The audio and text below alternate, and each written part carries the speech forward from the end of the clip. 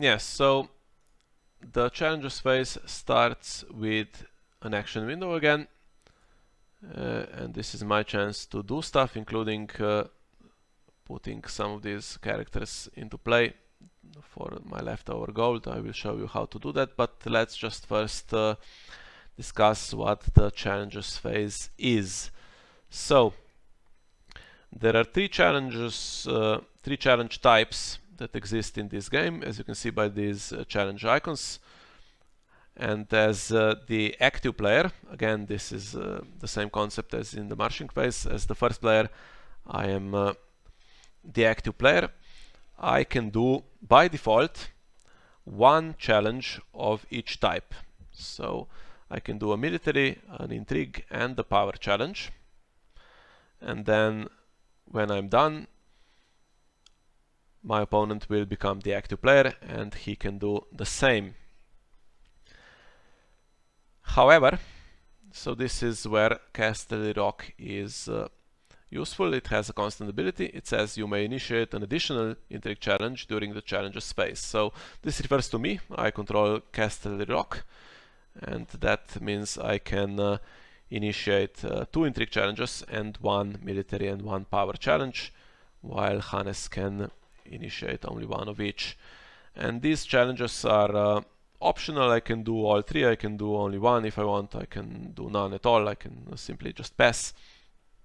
And the point of doing these challenges is to apply claim. So this is where, pardon me, this is where this number 1 on my plot card becomes important. This is the claim value, and if you check all the plots here, all of them have all of my plots have claim 1, and the vast majority of plots in the game have this value of 1, and occasionally you will find plots with a higher number, or very occasionally plots that have 0, and then some card abilities will modify this value, possibly raise it, and we'll see how that benefits you potentially in the challenges phase.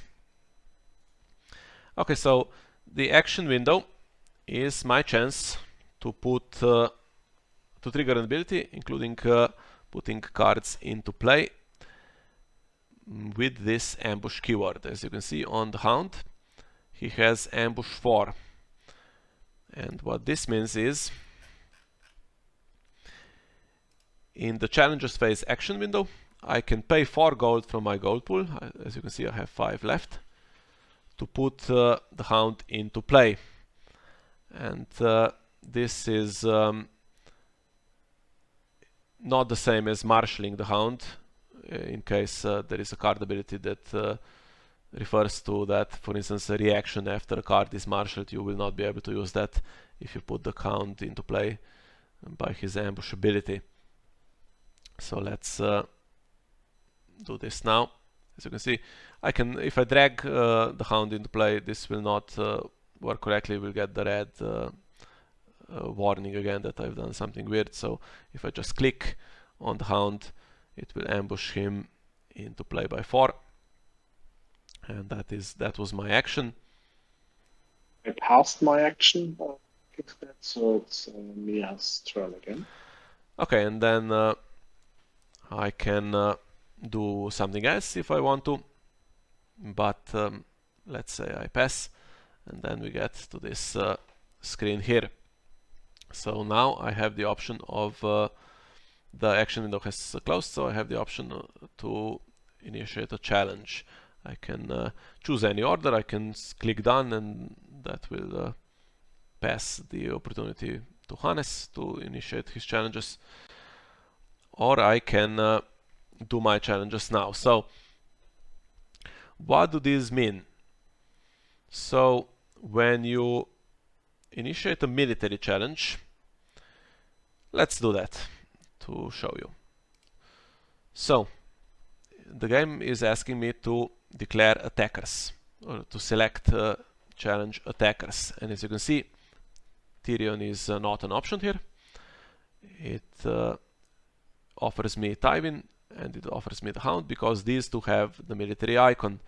So in order for a character to be declared as an attacker, it needs to have the corresponding challenge icon, and it needs to be standing, because to declare the character as an attacker, I will need to kneel it.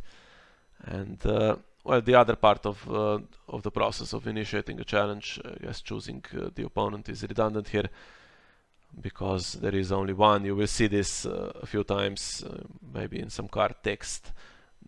Something will say choose an opponent, or each player does something. So that just means both players in a game where there are only two, and choosing the opponent is redundant because there will only be one, but that specific wording will matter if you play with more than two players. Okay, so as you can see, my opponent doesn't have any characters with the keyword, with the military icon. And it's the same to defend the challenge. You will need to have the corresponding icon and a standing character, so my opponent will not be able to defend this challenge successfully. So I can select only the Hound, for instance, in this challenge. If I click on Tywin, as you can see, they're both selected, so they will both be knelt and participate in this challenge, but since I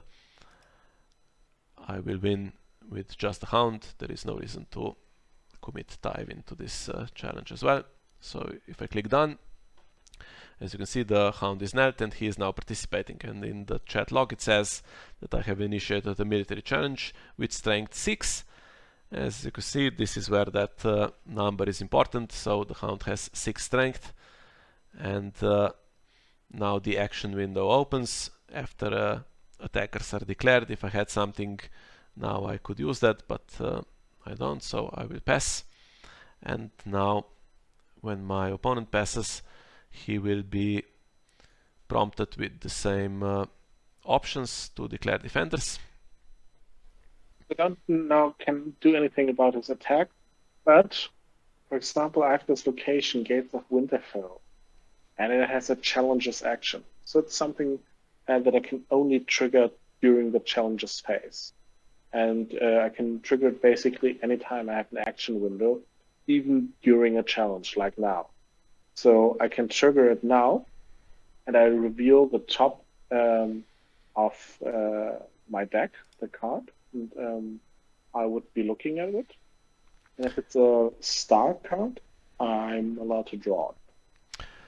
So yeah, so the prompt I got now is if I have any interrupts to that.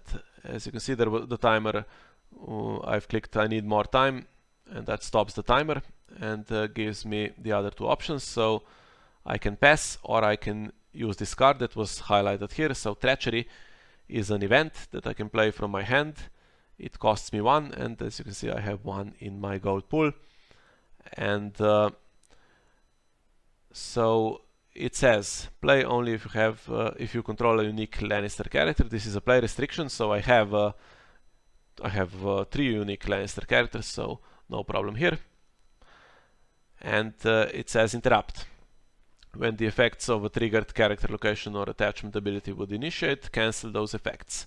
So as you can see, Gates of Winterfell has triggered, and it would like to reveal that top card of Hannes's deck. And I can cancel this. And the cost of that ability, as you can see, it says nil Gates of Winterfell will still be paid if I cancel it. So Hannes will not be able to restand it and trigger it again, but the effects will be cancelled. And well, Hannes has an option here as well if I use this Treachery. So let's just show you. I have paid 1 to play Treachery, and now Hannes is prompted to use Bran Stark, right? that is right. I have the prompt because it says when the effect of an opponent's event would initiate, that is Treachery.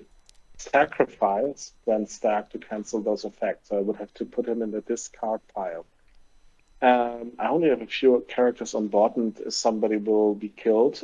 So I won't do that now. So I'll pass on that. I don't have to trigger this. So yeah, I'm a little bit disappointed that he cancelled my Gates of Winterfell, but yeah, I will accept that for now.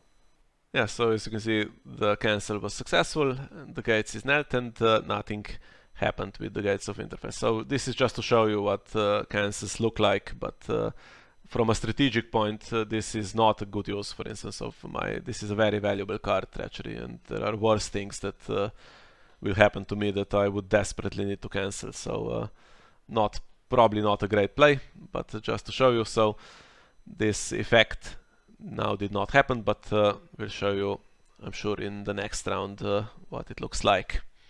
So we are still in the military challenge, and after attackers are declared, so I passed my action, but Hannes did have an action. So I now have, even though I previously pressed, I have an opportunity again, and since I still have nothing, I can pass this one too. This time pass as well. So basically, now I have to choose a defender. I don't have any character with a military icon, so I cannot choose any offender, so I leave the challenge unopposed. And it says, Feuerbird does not defend the challenge.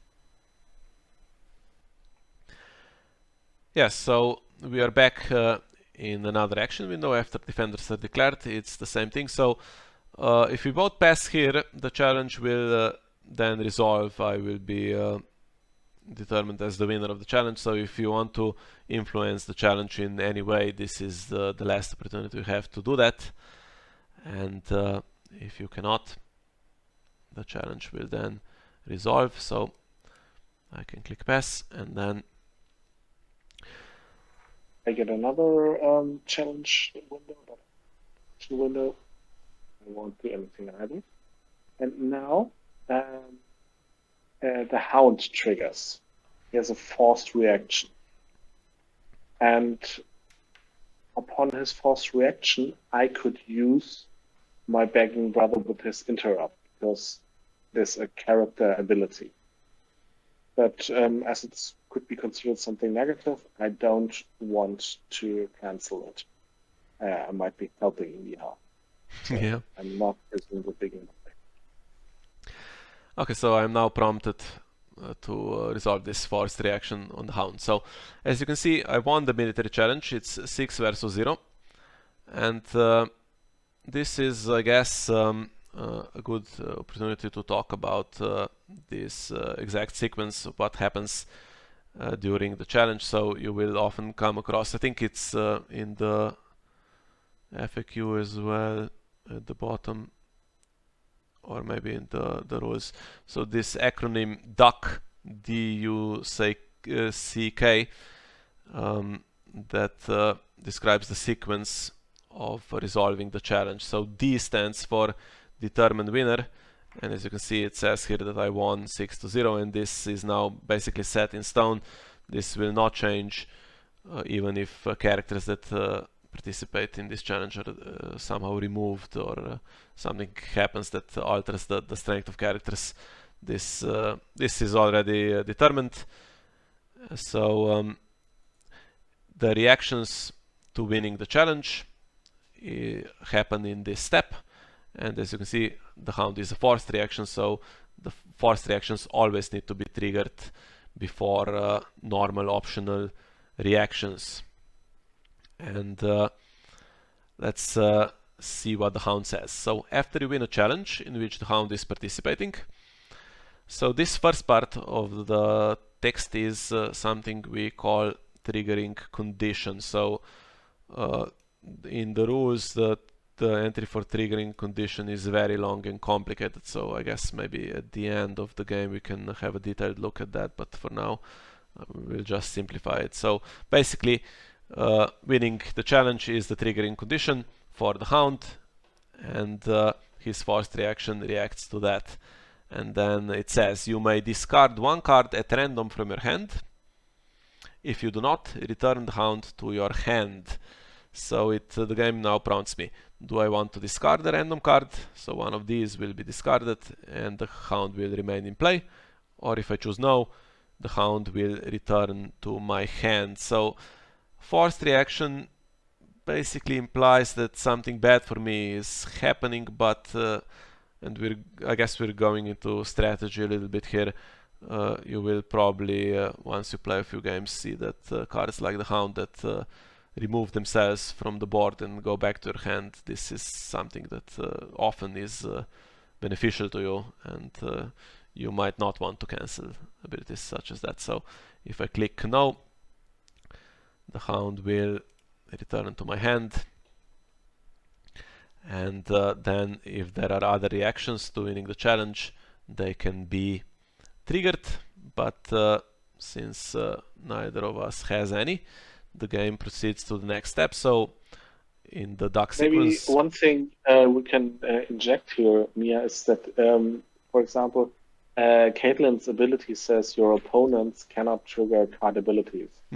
So if you had done a power challenge, and I would have had Caitlin in the challenge, then the Hound would still have triggered, because forced reactions are not triggered by an opponent, but are considered to be triggered by the game itself, right? yes, exactly. So Caitlin will not stop forced reactions from resolving, but she will stop anything optional that I might have, and we'll see that I'm sure when Caitlin participates, because I do have some abilities that I would like to trigger.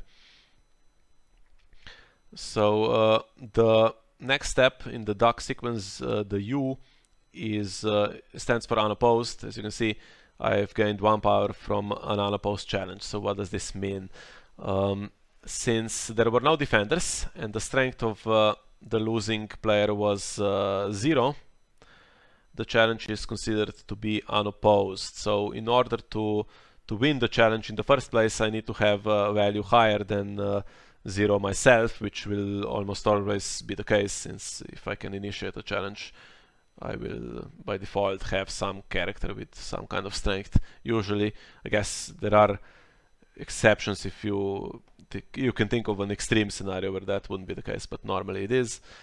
And if my opponent, for instance, defended with a character with strength 6, it would be 6 versus 6, and the tie in that case is broken in my favor, in favor of the attacking player. So I would win the challenge. And in that case, the challenge would not be unopposed, because my opponent had a value higher than 0. But in this case, I gain 1 additional power for an unopposed challenge, and as you can see, the power goes on my faction card. And this is the first power anyone has gained. As you can see, the counter here, this is it's 1, so this takes into account all the power I have on cards under my control, and the faction card is where most of the power you gain will usually be stored, but it could be on some characters or other cards in play as well. And so one thing we haven't talked about is the actual goal of the game is, of course, getting to 15 power, and winning an unopposed challenge is one way to get power that gets you towards that goal. So in this first round, where the result is basically it's 1 against 0, so very small numbers, you might not worry about unopposed power that much, but sometimes if you leave too many challenges unopposed over the course of the game, you will feel the consequences for sure. So again, actually this is a great example. So the Count has left play by his forced reaction, so I don't actually have any participating characters anymore, but since I won here at the D step of this sequence, 6 versus 0, this is set in stone, so the challenge will resolve, and at the same time when this was determined, it was also determined that the challenge was unopposed, so even though the Hound is gone, it will still continue to resolve, and I still gain that unopposed power. And then I get to the next step, which is C, that means claim. So the game asks me to apply claim. This is mandatory. The site allows you to click continue and skip this step just in case you want to do something manually to correct the game state in some way, but usually you should just click apply claim, obviously. And what happens is, so different challenges have different ways of resolving claim. And if I win a military challenge, that means that my opponent will now need to kill a character. So let's apply claim and see what happens. So I now get the choice of the 3 characters I have, and I choose poor Bran, who will be put from the board into the dead pile. Yeah, so the dead pile is an area where characters find themselves when they are killed. So it's distinct from the discard pile. And what this means is now that Bran is in the dead pile, if my opponent draws another copy of Bran, he now cannot marshal or by a card ability put into play Bran again, because he is already dead. So as you can see, we are playing with different decks here, with different factions, but it is possible obviously to play Lannister against Lannister, and then both players would have might have the same characters, both players might have Tywin, so you can have your own Tywin and the opponent can have their own Tywin on the board. It doesn't conflict.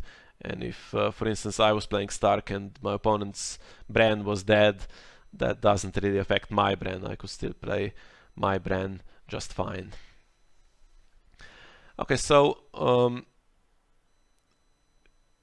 killing off characters by military claim obviously helps with the board state. It helps with the other challenges because now my opponent has fewer options to defend the other 2 challenges. And there are decks that specialize in this playstyle that basically play very aggressively and try to kill off as many characters on the opponent's side as possible, and then stuff like unopposed power and that kind of thing builds up really quickly because the opponent doesn't have anything on the board to oppose you. So that is one possible way to play. So the K in the duck sequence stands for keywords. So now this if you disable this setting, which after a few games you might probably do, this will just be resolved automatically, but here we can select the order of the keywords, and this is as you can see, none of these keywords, Insight, Intimidate, Pillage or Renown, these are called challenge resolution keywords. They would resolve at this step, so none of them were present in this challenge. The Hound doesn't have any of these keywords, so nothing will happen. I can just click automatic and the game will do nothing instead of just clicking on each one individually. And now the challenge is over. The challenge has resolved and we are back where we started at the beginning of the challenges phase, in that action window. So we now have an opportunity to do something if we want to, and then if I pass again and my opponent passes, I will have another opportunity to initiate a challenge. So the second challenge type I can do is the Intrigue challenge. So this follows all the same rules, except I can the claim is different, so the reward for me will be different and the penalty for my opponent will be different. So again, I can choose both of these characters because both have an Intrigue icon, and let's choose Tyrion. So as you can see, Tyrion has the stealth keyword, and what does this do?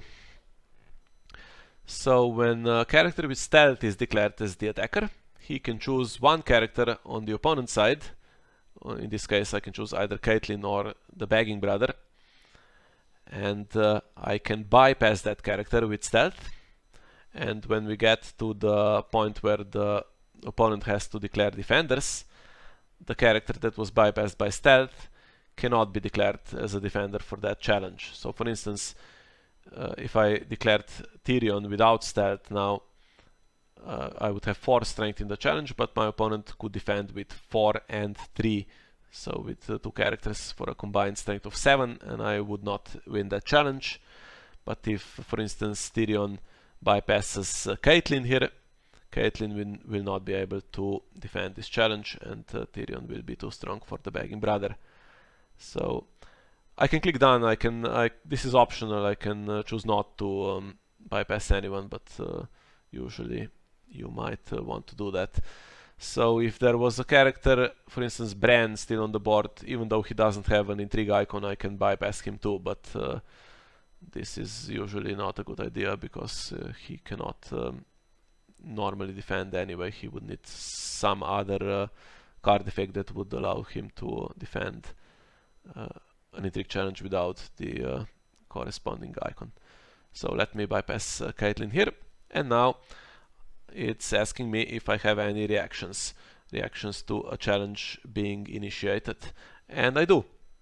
So Tyrion says reaction after an Intrigue challenge is initiated, gain 2 gold, limit twice per round. So as you can see, I'm now down to 0 gold in my gold pool, and I can use Tyrion to get back to 2, and then, for instance, if I had 4 gold in my gold pool, I could ambush the Hound again, or I could pay for other potential cards that I had in my hand, for instance events like Treachery, or different cards with ambush like this Queen's Assassin that also costs me 4 gold. So when it says gain 2 gold, that means you take 2 gold from the treasury and add it to your gold pool, and when you pay gold, like I did earlier with Treachery, you take that gold from your gold pool and put it back to the treasury.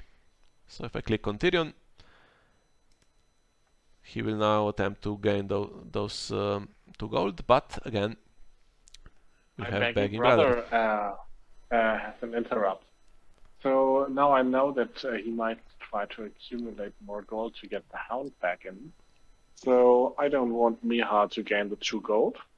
So I trigger the interrupt of the Begging Brother. I'll remove 1 gold from the Begging Brother.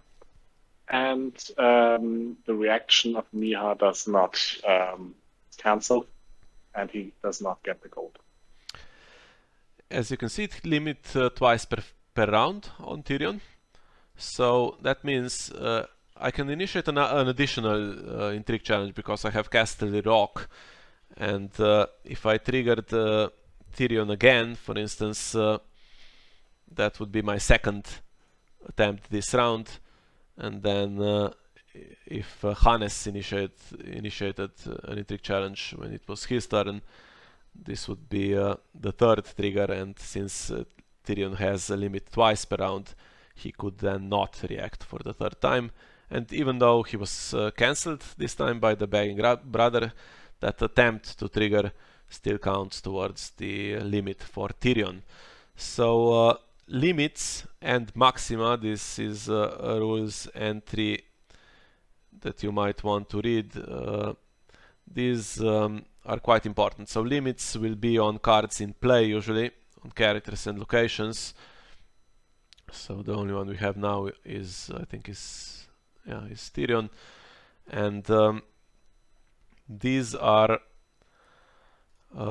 if Tyrion now leaves play somehow and re-enters, the limit is reset because the game considers the Tyrion that enters play a new instance of the card, so he would be able to trigger his reaction twice again.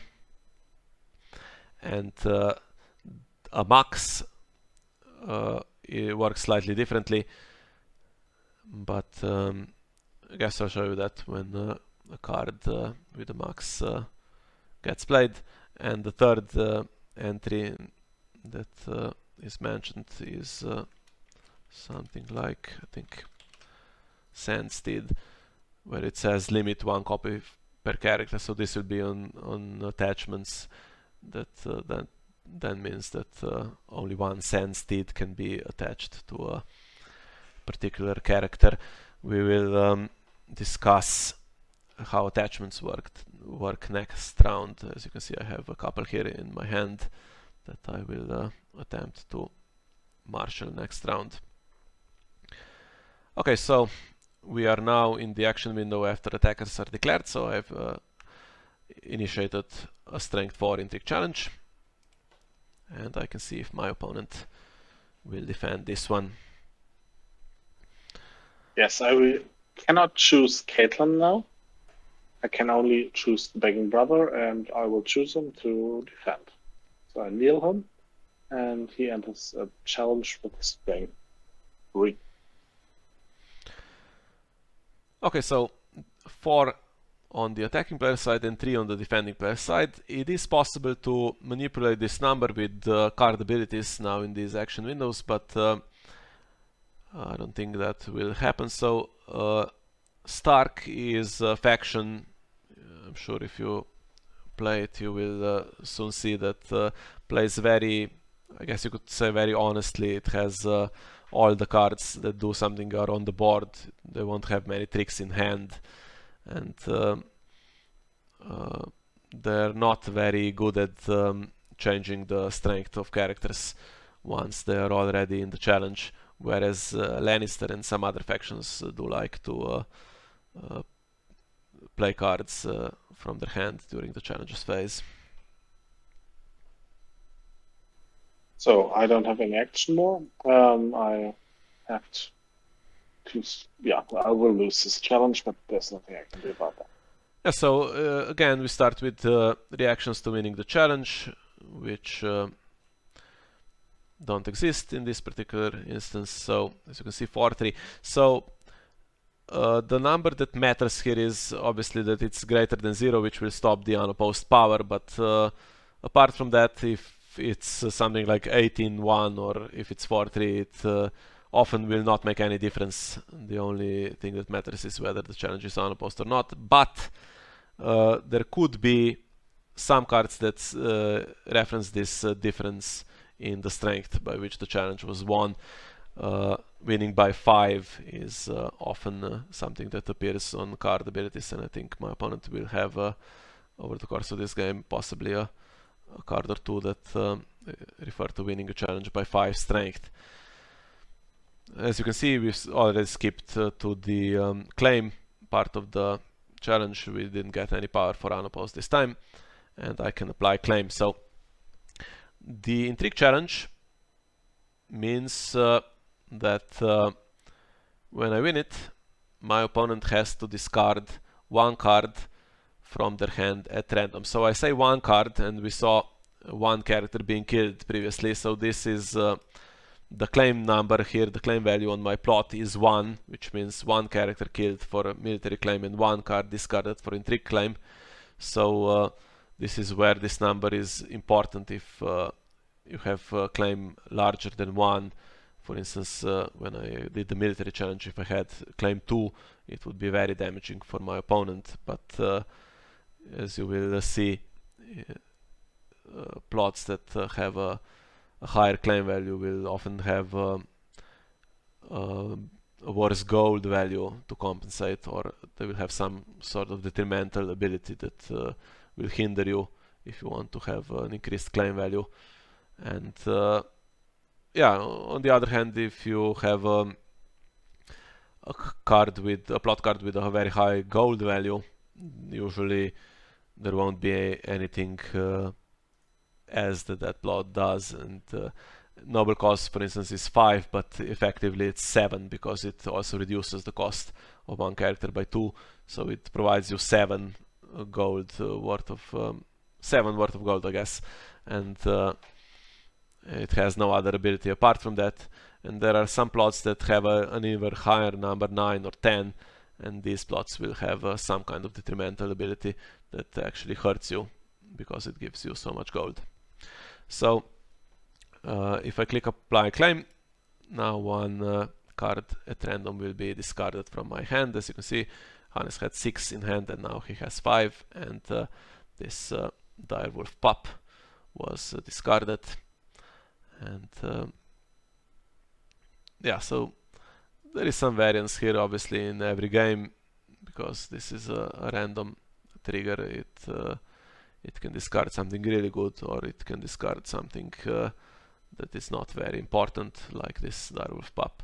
But yeah, this part of the game is in your hands. So if you do a lot of intrigue challenges, you will get rid of some of these resources that my opponent has available. And on the other hand, if I can defend against intrigue, I will keep all of the cards I have. So this is basically an investment for the future. If the game takes some time, you will then have more cards to play out of your hand than your opponent, and you will also be able to eventually dominate the board state with this. So again, we have this prompt to choose the keywords, but we don't have any of these keywords available.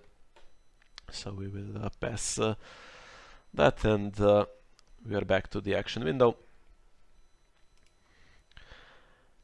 And now, as you can see, the military is no longer available because I've initiated my one military challenge, and it would be the same for intrigue if I didn't have this Casterly Rock, which allows me an additional intrigue challenge. And I only have one standing character. I have Tywin, and I won't be able to do all the challenges that are allowed here because I'm out of characters. So I will need to choose whether to do another intrigue or power, or simply pass and use Tywin to defend instead. So power challenge is the reward for winning a power challenge is to gain power, basically. So when you win a power challenge, when you apply claim, you move one power or whatever the claim value is from the opponent's faction card to your faction card.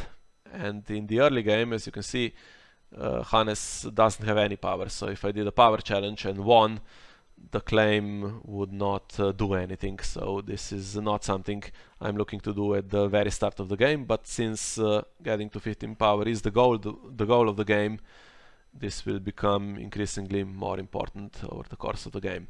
So instead, I would like to do another intrigue challenge to get rid of some more of his resources here in hand.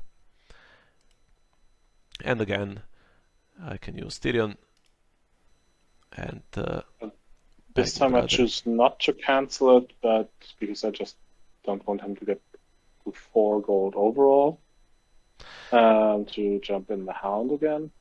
So here you can see me, I get 2 gold from Tyrion's reaction. Yeah, so 2 gold. If you know basically the opponent's cards a little bit, and you will get to know the cards, you will know what the gold can be spent for. So 4 for the Hound is very common in Lannister decks, but 2, they might have characters that can be put into play for 2 as well, but obviously are not as great as the Hound is. So 1 cancel is very sensible here to keep the gold at 2. However, as you can see, Tywin's constant ability says Tywin Lannister gets +1 strength, so when it says STR, it's short for strength.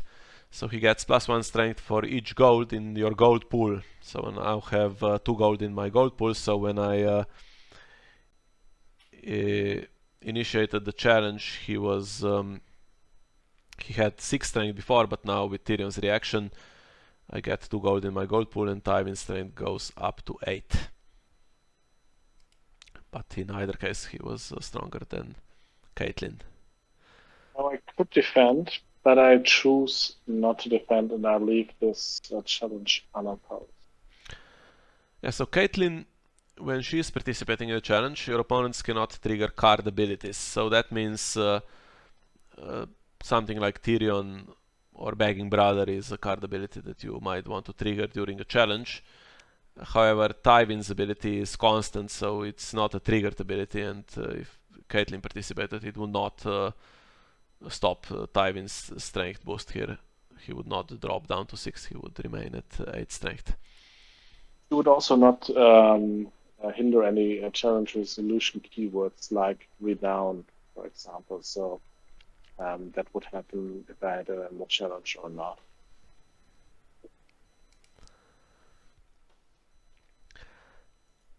Yes, and so this is the first time we get the opportunity to resolve a keyword. As you can see, Tywin has the renowned keyword. And what this means is, when you win a challenge in which a character with renown is participating,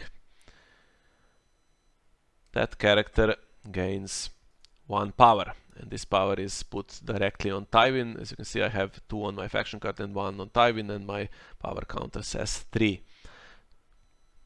And the rest don't exist, so I can skip them. And one of the ways to win the game quickly is, of course, to have a lot of characters that can gain power in a similar way with a renowned keyword or by some kind of triggered ability that they have.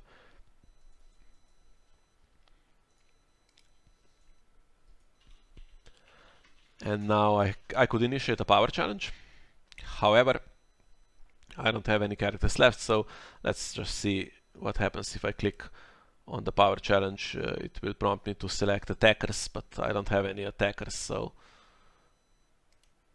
nope, it says that the power challenge is cancelled and it goes back to the action window. So this is not something you can actually legally do in the game, but sometimes if you overlook something and you click on power by mistake, you will get back to it will loop back to this same place. So I can click done, and that finishes my challenges, and now my opponent becomes the active player, and we are back to this action window before the challenge is initiated. And when I click pass and my opponent clicks pass, he will get the same opportunity. Exactly, to do a Intrigue challenge with Caitlin before.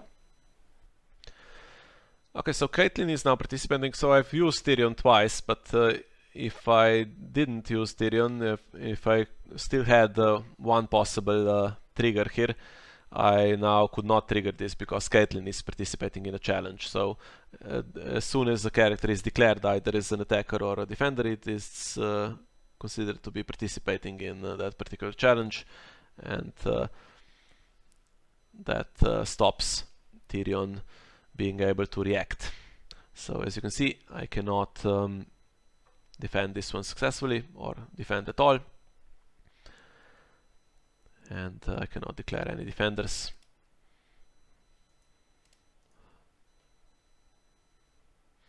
And now I get unopposed power, and then I can apply claim and randomly discard 1 card from Mia's hand. Yeah, so it's prompting me to interrupt claim being applied, so very rarely you will come across. I'm hoping actually that we might be able to show you something that interrupts claim being applied in this game, but there isn't anything in hand at the moment, so I can click pass and claim be applied, or I can even click pass, click don't ask until end of round, so I won't be getting this interrupt anymore, but in this case it won't matter because this will be the last challenge. So it's asking me to choose the order of keywords again, even though my opponent is the active player, so the first player, as you can see here, I'm still the first player. The first player chooses the order of keywords, and again, there aren't any keywords. So one thing I should mention, when Tywin gained power for Renown earlier, so Renown works on defense as well, so if Tywin defended successfully, he would get Renown as well.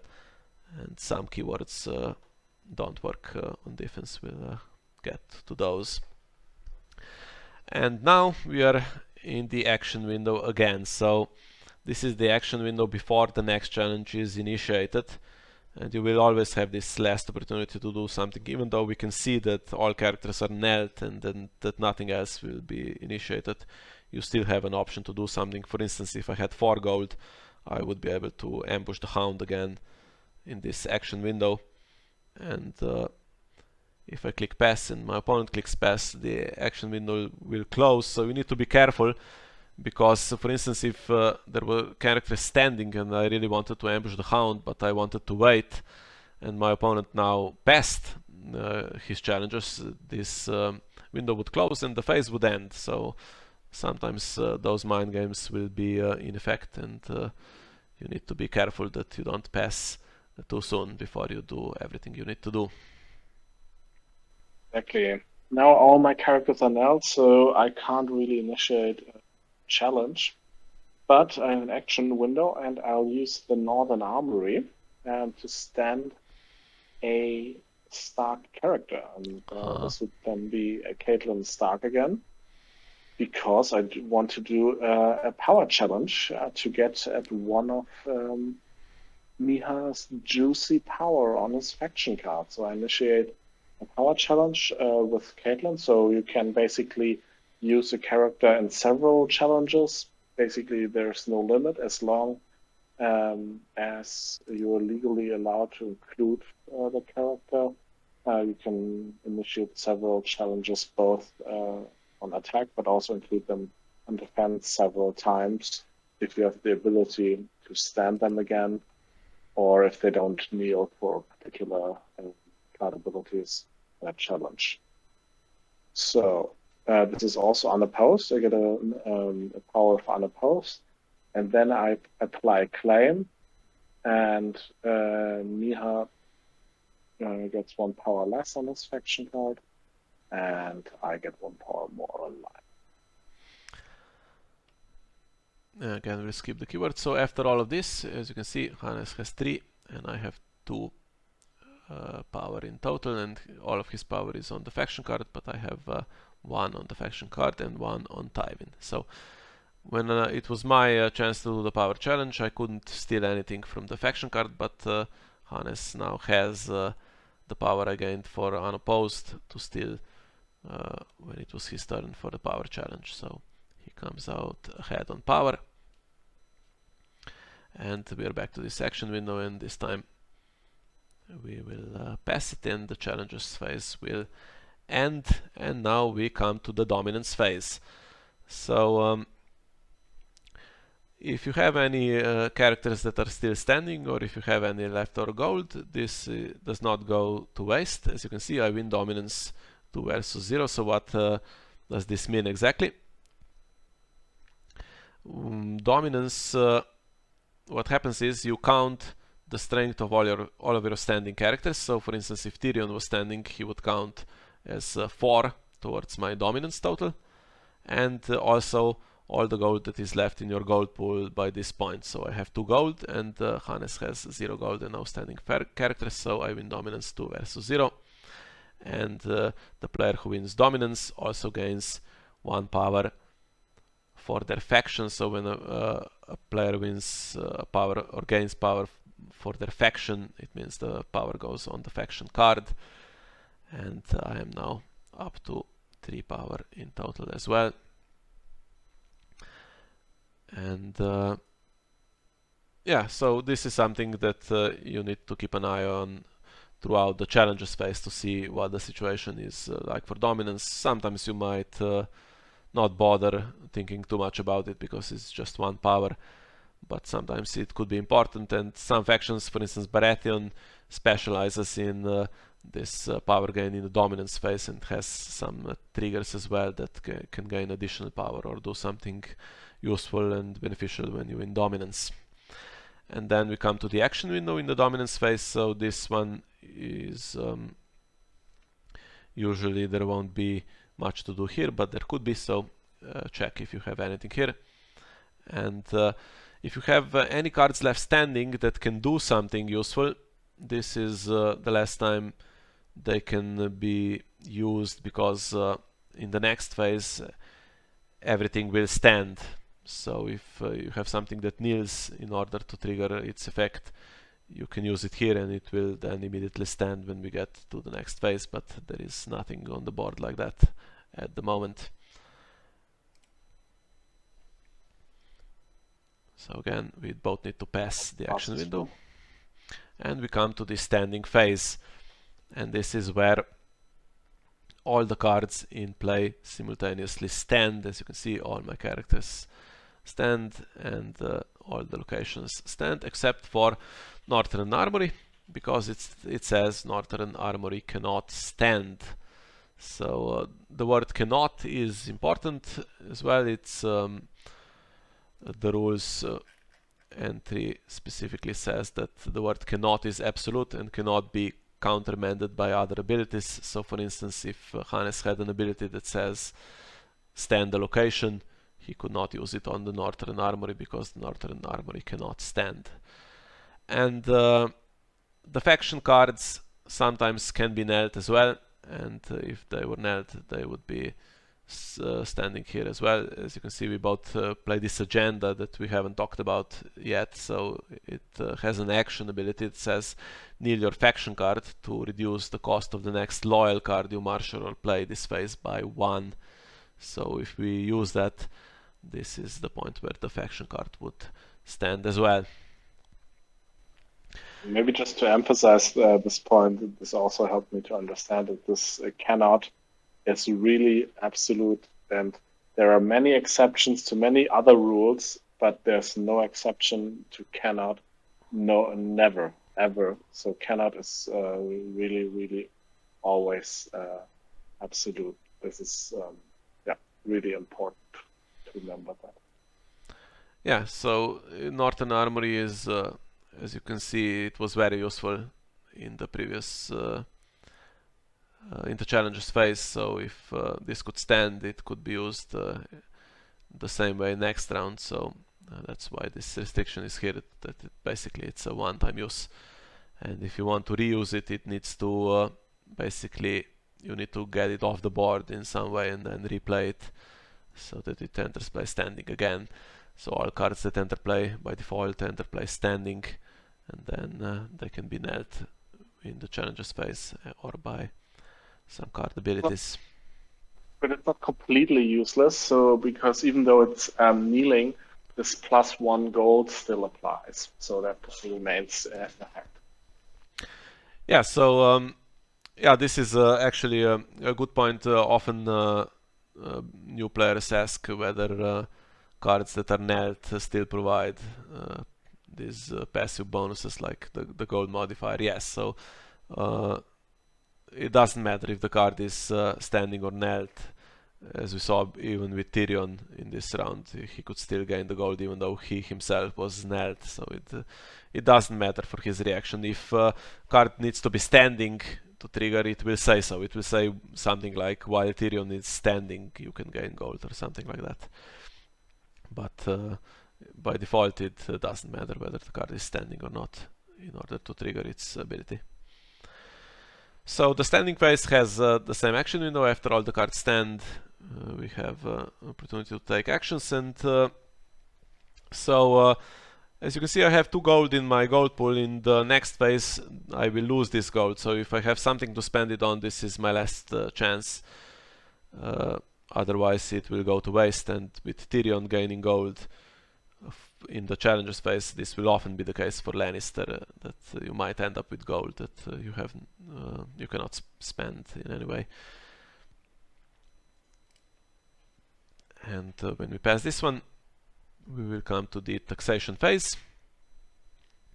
So what happens here? First of all, we return all the gold back to the treasury, so we are back to 0, and the next phase will be that plot phase again, where we started the round, and as you can see, we are back to having no gold in that phase. So if you can gain gold somehow in this phase, this could potentially be useful, because there are some tricks that you can do in the plot phase only you have gold, and there are very few options to gain gold in that phase, either in the plot phase or in this taxation phase that precedes the plot phase. And the other thing that happens is reserve is checked. As you can see, it says that we are already below the reserve value. So reserve value is this 6 in the bottom right corner on the plot. And what this means is that when reserve is checked in this taxation phase, if you have more cards in hand, for instance, if Hannes had 7 cards in hand, he would need to choose and discard 1 card from his hand to go down to 6, which is his reserve value. So this is the number of cards he can take into the next round. And yeah, you cannot choose just to discard cards if you are not over the reserve value. So This is not something you can legally choose to do in case there would be some benefit to doing that. You have to be over reserved to discard them. And you will often see plots that have a fairly small number but a very strong ability. For instance, I have a plot that has, well, all my plots actually have at least 6, but some plots with a very strong ability might have 4, for instance, and then by not spending, not using these cards, I would be wasting one because I would have to discard it. And yeah, you can have some extreme numbers. There is a plot that has 0, for instance, reserve value, so it has a strong ability, but then when you get to the taxation phase, all of your cards are gone, and if you haven't done a lot of damage on the board, for instance, or gained a lot of power, you will then possibly find yourself in trouble after having to discard your hand. Okay, so this is the last action window of the round. When I pass this one, we will get to round 2. As you can see, we are back in the plot phase. It says round 2, and we are prompted to select plots again. So I'm still actually the first player until we compare those initiative values again and the new first player is selected. Even though this is the end of the round, the first player stays first player until new plots are revealed. So what happens now is when we reveal the new plots, the previous plot will no longer have an effect on the game. It will enter your used plot pile. So we will place the new plot on top of this plot, and this ability to reduce the cost of the first lord or lady character will no longer be active. And as you can see, I cannot choose to reveal noble cause again. I have to reveal one of the other 6, and then when I reveal it, when we get to the following round, I will have to choose one of the remaining 5, and so on until we get to the last one. So we'll see what happens when we get to the last one. We're taking this quite slowly, but obviously when we explain most of the concepts, we will start to play a little quicker and show you how the game might progress. Okay, so let's see what we can do with the plots. What shall we choose? Let's choose this one. Okay, so this time my opponent reveals a plot with initiative value 2, and he has the King's Road, which adds 1, so he has 3. And I have 2 on my Game of Thrones, so my opponent wins initiative and selects me to be first player. Exactly, and maybe we'll see why I chose that. So it's not always an advantage to go first, and it's not always a disadvantage. It really depends. Okay, so now it's asking me if I have interrupts to trading with the Pentoshi. So this plot says when revealed. Okay, so we've reached this that I wanted to explain. So when revealed abilities on the plots are now resolved after that first player is chosen. So if my plot had a when revealed ability, I would choose the order. Both would need to be resolved. They are not mandatory, and I would choose the order. Sometimes it's quite important, the order in which plots the when revealed abilities are resolved, because they have some interaction with each other, but often it will not matter that much. And it says each opponent gains 3 gold and cannot be cancelled, as we said in that when we talked about cannot previously. This is absolute, so there is no way for me to... It's asking me if I have any interrupts, but since it cannot be cancelled, I cannot possibly have any interrupts to this. So each opponent gains 3 gold. Each opponent means only me, because I'm the only opponent, and I now have some plot in the plot phase already. So if I, for instance, had something to use that plot, that gold on, I could now do it in this action window, And since my opponent doesn't have gold, it would be more difficult for him, for instance, to do something to stop me in this particular phase. But I have nothing. Another, and then we draw cards. Okay, we draw on Gold Mine and a Lannisport Merchant, two useful cards that we will marshal quite soon.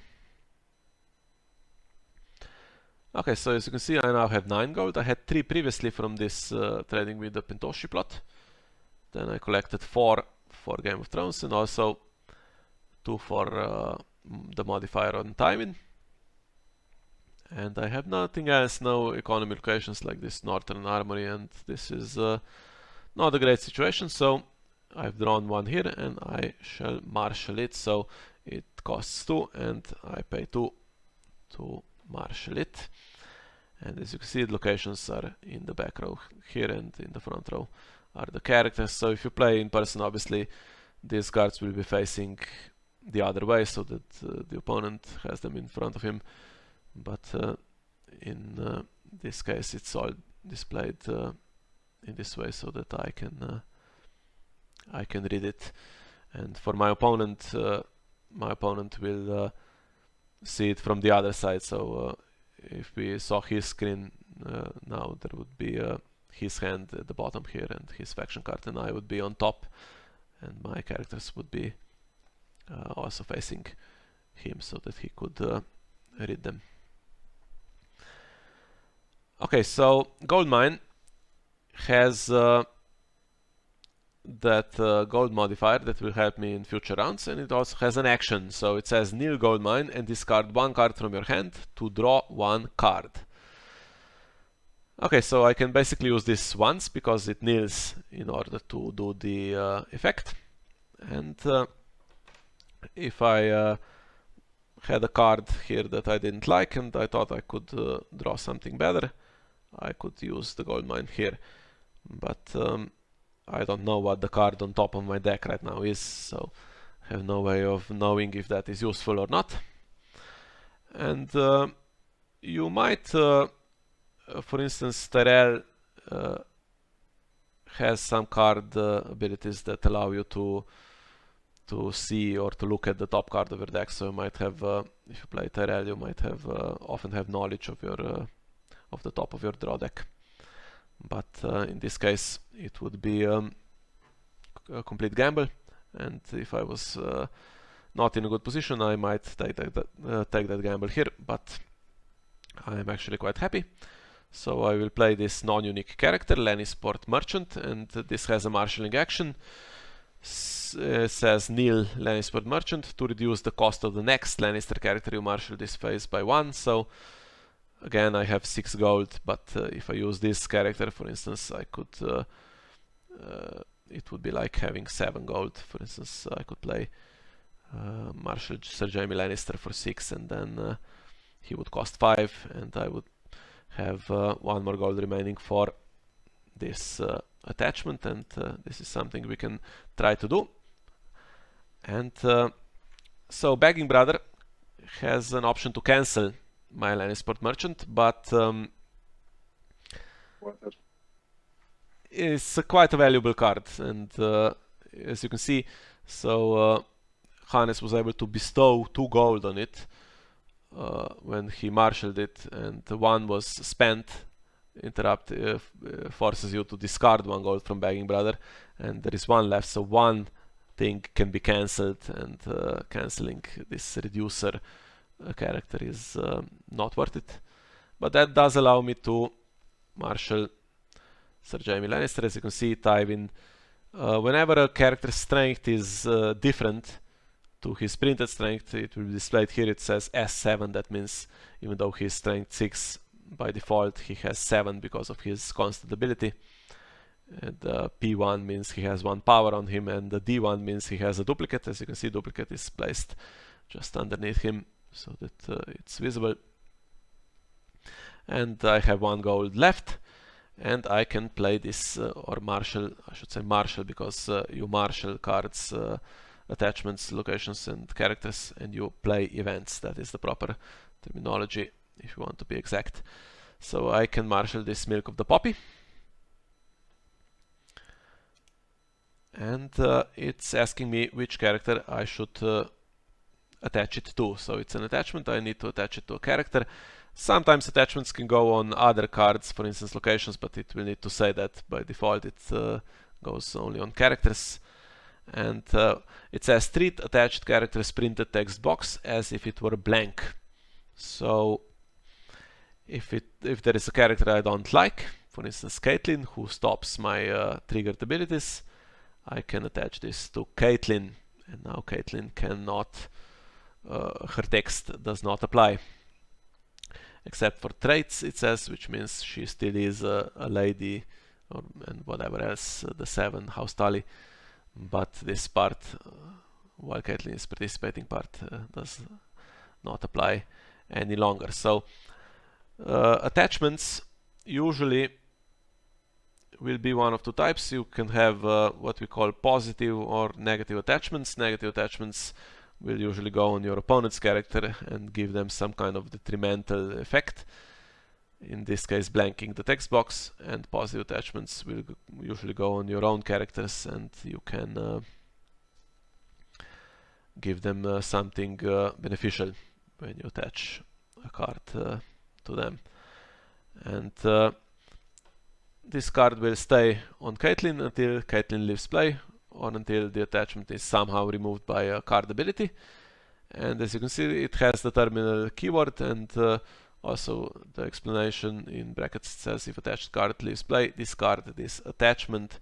So attachments that are terminal will go to the discard pile if Caitlin, for instance, now leaves play.